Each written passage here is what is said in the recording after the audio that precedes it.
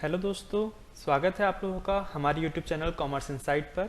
मैं अक्षय बिजरीवाल आप लोगों के साथ में आज डिस्कस करने वाला हूं valuation of goodwill. Last video में हमने वैल्यूएशन ऑफ गुडविल में सीखा था गुडविल क्या होती है, उसके टाइप्स, और वहां पर हमने देखा था एवरेज प्रॉफिट्स कैलकुलेट करना। आज हम देखेंगे कैपिटल एम्प्लॉयड की कैलकुलेशन, नॉर्मल प्रॉफिट और सुपर प्रॉफिट की कैलकुलेशन। सबसे पहले हम समझते हैं कैपिटल एम्प्लॉयड क्या होती है। कैपिटल एम्प्लॉयड को समझने के लिए नॉर्मल बिजनेस की बात करते हैं। एक बिजनेस में हमारे पास में दो चीज़ होती हैं। एक होती है हमारे पास में असेट्स, और अगर हम उस टोटल असेट्स में से हमारी आउटसाइड लायबिलिटीज, मतलब आउटसाइड लायबिलिटीज का मतलब है कि जिसमें इक्विटी और रिजर्व्स को छोड़कर बाकी जो लायबिलिटीज हैं वो उनको अगर हम लेस कर दें तो हमें मिलती है यहाँ पर कैपिटल एम्प्लॉयड।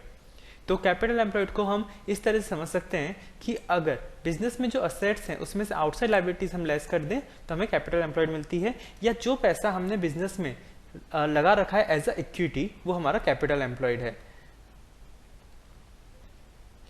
कैपिटल एम्प्लॉयड की डेफिनेशन के लिए हम रेफर कर सकते हैं capital employed is the amount invested in the business as equity. किसी भी बिजनेस में इक्विटी के तौर पर जो पैसा लगा हुआ है वो हमारा कैपिटल एम्प्लॉयड है। तो अब देखते हैं closing capital employed. Closing capital employed क्या होती है? किसी बैलेंस शीट डेट पर जो कैपिटल एम्प्लॉयड है वो हमारी क्लोजिंग कैपिटल एम्प्लॉयड है। क्लोजिंग कैपिटल एम्प्लॉयड निकालने के लिए हमारे पास में असेट्स माइनस लायबिलिटीज हमें एक स्टेटमेंट बनाना होगा। असेट्स में हम लेंगे सबसे पहले फिक्स्ड असेट्स। फिक्स्ड असेट्स हमेशा एट रियलाइजल वैल्यू होगी कि जिस वैल्यू पर आप उसको आज की डेट पर बेच सकते हो।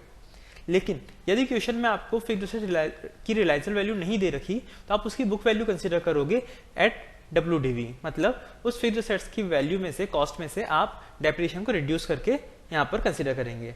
इसके बाद में करंट असेट्स लेंगे और ट्रेड इन्वेस्टमेंट लेंगे।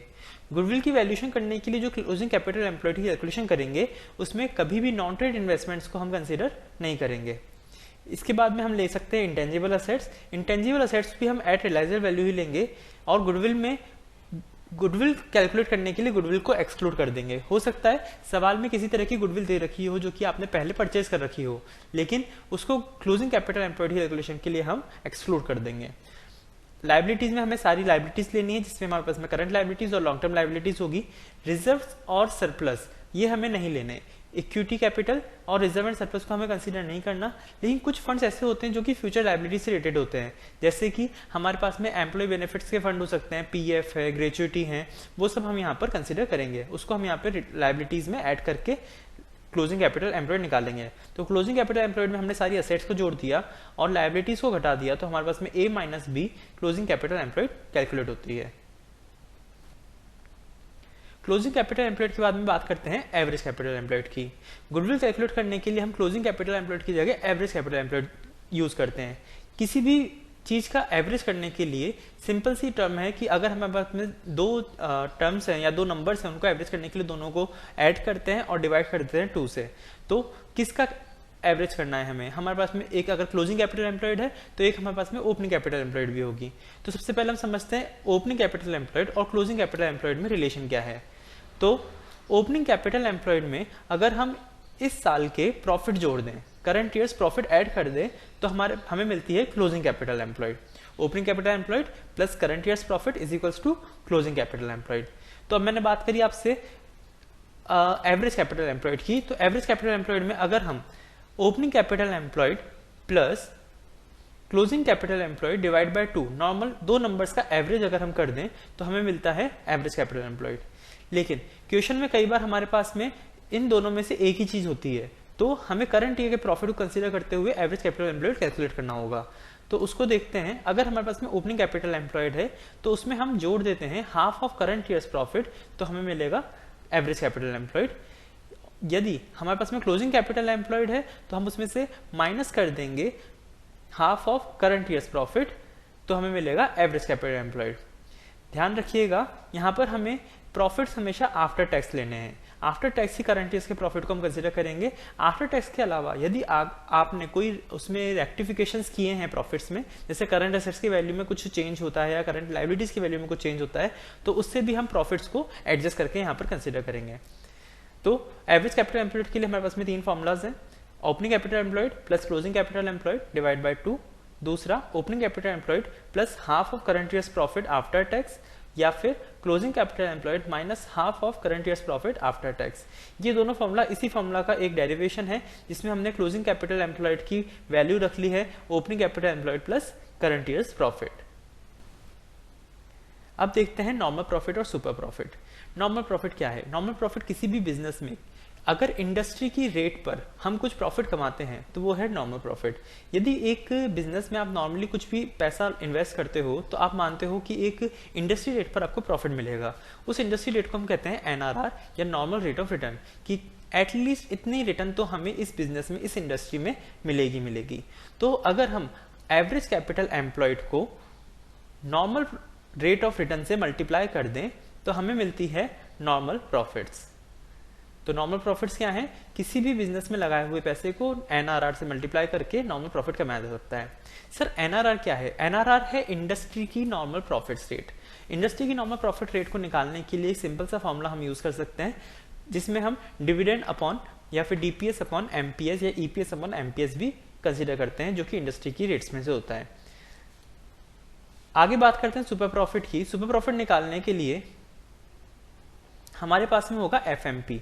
एफएमपी जो कि हमने लास्ट टाइम निकाली थी। सुपर प्रॉफिट क्या है? Super profit normally FMP excess of FMP over normal profit है। तो अगर हम एफएमपी से नॉर्मल प्रॉफिट माइनस कर दें तो हमें मिलता है सुपर प्रॉफिट। इसको हम समझते हैं इस तरह से, अगर किसी बिजनेस में हम नॉर्मल प्रॉफिट 10,000 रुपये कमा सकते हैं, लेकिन अगर हमारी कैलकुलेशन के हिसाब से हम 15,000 रुपये कमा रहे हैं तो हम 5,000 रुपये का एक्स्ट्रा सुपर प्रॉफिट कमा सकते हैं। तो सुपर प्रॉफिट क्या है? Super profit is the excess of FMP over normal profit. एक एग्जांपल के साथ में हम कैपिटल एम्प्लॉयड, सुपर प्रॉफिट और नॉर्मल प्रॉफिट की कैलकुलेशन सीखते हैं। एग्जांपल देखते हैं। एक हमारे पास में एक बैलेंस शीट दे रखी है। Following is the balance sheet of Lalit and Company as at 31st March 2019। Balance sheet में 31 मार्च 2019 को आपको बैलेंस शीट दे रखी है जिसमें आपके पास में कैपिटल है, जनरल रिजर्व है, लोन फ्रॉम बैंक है, इनकम टैक्स पेबल है और ट्रेड क्रेडिटर्स है। तो हम बात करें आउटसाइड लाइबिलिटीज के लिए तो ये तीनों चीजें हैं, loan from bank, income tax payable और ट्रेड क्रेडिटर्स, ये तीनों हमारे लिए आउटसाइड लाइबिलिटीज हैं। यहाँ हमारे पास में फ्री होल्ड प्रॉपर्टीज या premises, furniture, motor car, inventory और डेटर्स, ये सब हमारे फिक्स्ड असेट्स और करंट असेट्स आ गई। इसके बाद में इन्वेस्टमेंट्स दे रखे हैं इन 6% ट्रस्ट बॉन्ड, जिसकी फेस वैल्यू दे रखी है 50,000 रुपीज और उसकी वैल्यू दे रखी है 47,000। यहाँ समझने वाली बात यह है कि जब तक सवाल में आपको नहीं कहे तब तक हम इन्वेस्टमेंट्स को नॉन ट्रेड इन्वेस्टमेंट्स की तरह ट्रीट करेंगे, और नॉन ट्रेड इन्वेस्टमेंट्स को ना तो हम कैपिटल एम्प्लॉयड में लेते हैं और ना ही उसकी इनकम को एवरेज प्रॉफिट्स में कंसीडर करते हैं। और इसके बाद में आपको दे रखा है कैश इन हैंड। तो यहाँ पर जो 50,000 का 6% हमें नॉन ट्रेड इन्वेस्टमेंट्स की इनकम दे रखी है, इसको हमें एक्सक्लूड करना होगा एफएमपी की कैलकुलेशन करने के लिए। सवाल करते हैं। The net profit of the company for the 5 years ended 31st March each year were rupees 71,750, 1,16,250, 1,65,000, 1,35,500 and 1,41,000 respectively. Lalit, the proprietor, was actively engaged in the business, but he did not draw any salary. The debtors due to the business are all good except Mr. Tushar, who has been declared insolvent, and a final dividend of 60 paisa in a rupee is expected out of his debt for rupees 12,500।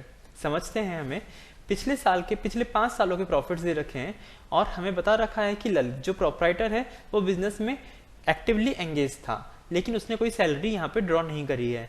तो हमें यहाँ पर उसकी fair remuneration को consider करना पड़ेगा FMP की calculation करने के लिए। आगे बता रखा है कि हमारे सारे डेटर्स गुड हैं, मतलब कि हमें सबसे पैसा मिल गया है एक्सेप्ट मिस्टर तुषार, जिसके पास में 12,500 रुपये हमें लेने थे, लेकिन वो इंसॉल्वेंट, दिवालिया घोषित हो गया। चूंकि वो इंसॉल्वेंट हो गया तो उसके 1 रुपये में हमें सिर्फ 60 पैसे ही रिकवर हो पाए। तो अगर हमें 1 रुपये में 60 पैसे रिकवर हो पा रहे हैं तो इसका मतलब है कि हमें 40 पैसे का बैड डेब्ट्स हो गया है।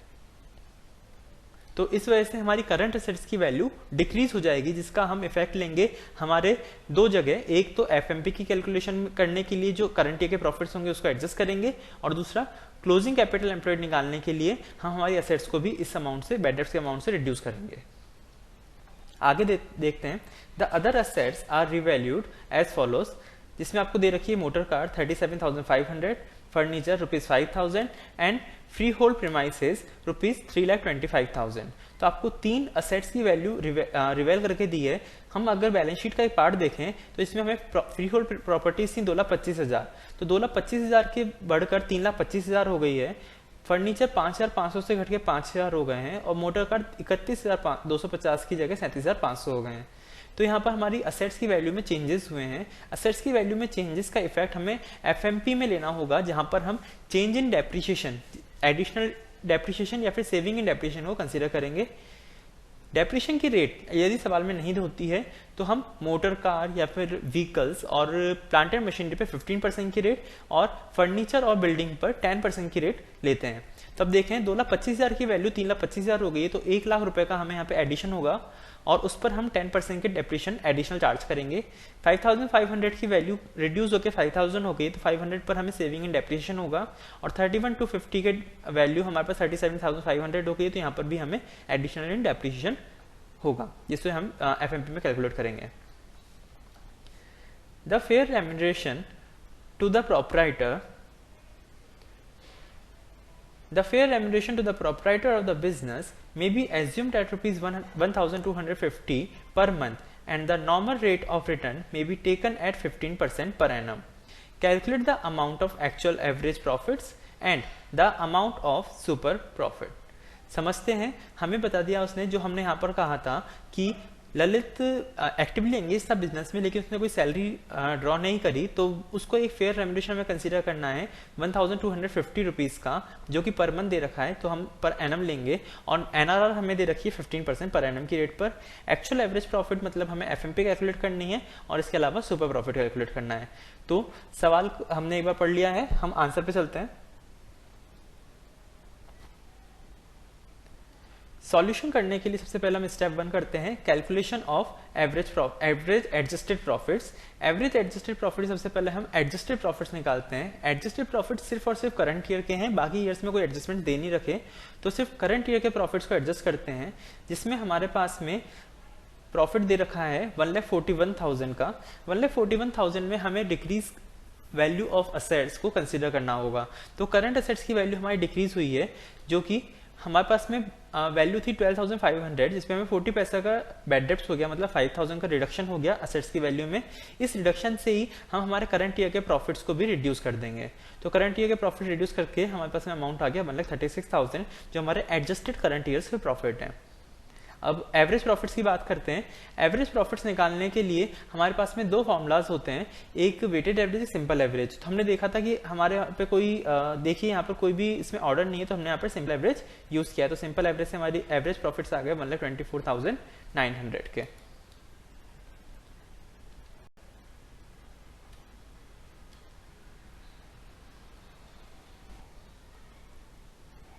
एवरेज एडजस्टेड प्रॉफिट्स के बाद में हम कैलकुलेट करते हैं एफएमपी या फिर actual average profits. Actual average profits के लिए जो अभी हमने एवरेज प्रॉफिट्स कैलकुलेट किए थे वो हम ले लेते हैं। एवरेज प्रॉफिट्स थे हमारे पास में 1,24,900। इसके बाद में हमारे पास में था रेम्यूनरेशन, जो कि हमने फेयर रेम्यूनरेशन लिया था 1,250 रुपीज़ पर मंथ की रेट से, वो हो गया 15,000। और दूसरी चीज़ हमारे पास में थी इनकम फ्रॉम इन्वेस्टमेंट्स या नॉन ट्रेड इन्वेस्टमेंट जिसे हम कहेंगे। 50,000 की फेस वैल्यू पर 6% की रेट से 3,000 की इनकम आ गई। ये दोनों चीज़ें ऐसी हैं कि हमें यहाँ पर एफएमवी कैलकुलेशन में इसको रिड्यूस करना होगा। एक चीज़ और हम लेंगे एडिशनल डेप्रिसिएशन। तो एडिशनल डेप्रिसिएशन के लिए हम एक कैलकुलेशन कर लेते हैं। एडिशनल डेप्रिसिएशन के लिए हमें निकालना पड़ेगा कि हमारी रिवैल्यूएशन प्राइस कितनी ज़्यादा आई है हमारी बुक वैल्यू से। तो रिवैल्यूड प्राइस, बुक वैल्यू, उन दोनों का डिफरेंस और रेट ऑफ डेप्रिसिएशन और एडिशनल डेप्रिसिएशन हम यहाँ पर कैलकुलेट कर लेते हैं। तो यहाँ पर हम करेंगे B minus C, that is revalued price minus book value, that is difference. Difference को E रेट ऑफ डेप्रिसिएशन से मल्टीप्लाई करके एडिशनल डेप्रिसिएशन कैलकुलेट करेंगे। सबसे पहले मोटर कार पे रिवैल्यूड प्राइस थी 37,500, जिसपे बुक वैल्यू 31,250, डिफरेंस आया 6,250 और 15% की रेट से एडिशनल डेप्रिसिएशन आ गया 938। सेकंड था हमारे पास में फर्नीचर की वैल्यू रिवैल्यू हुई थी 5,000 पे, बुक वैल्यू 5,500, डिफरेंस 500 और 10% से 50 रुपीज़ का यहाँ पर सेविंग इन डेप्रिसिएशन है। ध्यान दीजिएगा, मोटर कार में वैल्यू इंक्रीज हुई थी इसलिए वहाँ पर एडिशनल डेप्रिसिएशन है, और फर्नीचर की वैल्यू डिक्रीज हुई है इसलिए हमने उसको नेगेटिव में यहाँ पर डिनोट किया है, जिससे सेविंग इन डेप्रिसिएशन कहेंगे। आगे है हमारे पास में प्रेमाइसेस थी 2,25,000 की, जिसकी रिवैल्यूड वैल्यू 3,25,000, डिफरेंस आया 1 लाख और 10% की रेट से हमारे पास में एडिशनल डेप्रिसिएशन आ गया। टोटल हमारे पास में एडिशनल डेप्रिसिएशन आएगा 10,888, जिसको हम कंसीडर कर देते हैं हमारी एफएमपी की कैलकुलेशन करने के लिए। तो एडिशनल डेप्रिसिएशन ले लेते हैं हम यहाँ पर 10,888। टोटल हमारे पास में एडजस्टमेंट हो गया 28,888, तो एक्चुअल एवरेज प्रॉफिट्स आ गया 96,012। तो हम एफएमपी कैलकुलेट कर ली 96,012।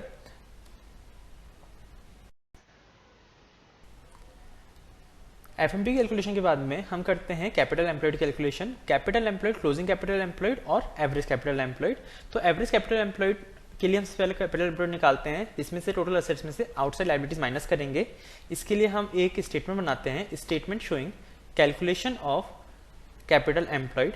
इसमें हम दो हेड्स रख लेते हैं, एक पर्टिकुलर्स और दूसरा अमाउंट का।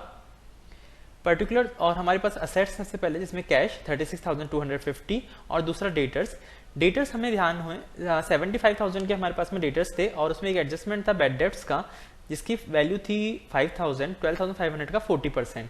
तो हमारे पास डेटर्स की रिड्यूस वैल्यू आ गई 70,000, जिसको हम कंसीडर करेंगे कैपिटल एम्प्लॉयड निकालते समय। तो डेटर्स की वैल्यू आ गई 70,000, और डेटर्स के बाद में हमारे पास में है inventory ₹49,500, motor car at adjusted value या revalued value 37,500, furniture 5,000, freehold premises 3,25,000। Total assets आ जाएगी हमारे पास में, जिसकी वैल्यू है 5,23,250। लाइबिलिटीज में सारी आउटसाइड लाइबिलिटीज लेते हैं, जैसे क्रेडिटर्स 50,000, इनकम टैक्स पेबल दे रखा था हमें 37,500, और लोन फ्रॉम बैंक जो कि था 1,25,000। टोटल लाइबिलिटीज आ गई हमारे पास में 2,12,500। क्लोजिंग कैपिटल एम्प्लॉयड निकालने के लिए असेट्स में से लाइबिलिटीज माइनस करेंगे, तो A minus B is equals to 3,10,750 हमारी closing capital employed. Average capital employed के लिए half of current year's profit minus करेंगे, करंट ईयर्स प्रॉफिट एडजस्टेड 1,30,000 का 50% 68,000। तो एवरेज कैपिटल एम्प्लॉयड आ गए हमारे पास में दिस माइनस दिस 2,42,750 रुपीज। तो एवरेज कैपिटल एम्प्लॉयड में हमने सारी असेट्स ली एट रियलाइज वैल्यू, लाइबिलिटीज ली, क्लोजिंग कैपिटल एम्प्लॉयड आया, उसमें से करंट इसके प्रॉफिट का हाफ हमने यहाँ पे रिड्यूस कर दिया, तो हमारे पास में एवरेज कैपिटल एम्प्लॉयड आ गया 2,42,750 रुपीज। एफएमपी और एवरेज कैपिटल एम्प्लॉयड के बाद में हमारे पास में दो मेन पॉइंट्स बचते हैं, एक है नॉर्मल प्रॉफिट और सुपर प्रॉफिट। तो नॉर्मल प्रॉफिट की कैलकुलेशन करते हैं स्टेप 4 में, calculation of normal profit. Normal profit calculate करने के लिए हमें दो चीज चाहिए। सबसे पहले एवरेज कैपिटल एम्प्लॉयड, उसमें हम मल्टीप्लाई करेंगे normal rate of return divide by 100। तो 2,42,750 multiply by 15 into 100 is equal to 36,413 हमारा नॉर्मल प्रॉफिट कैलकुलेट होगा। आगे हम देखते हैं super profit, step 5, calculation of super profit. Super profit हमें पता है, super profit is the excess of FMP over normal profit. तो super profit is equals to actual average profits या FMP minus normal profits. Actual average profits हमारे पास calculate किए थे हमने 96,012 माइनस 36,413 जो हमने यहाँ पे कैलकुलेट किया, एफएमपी तो हमारे पास सुपर प्रॉफिट आता है 59,599 रुपीज।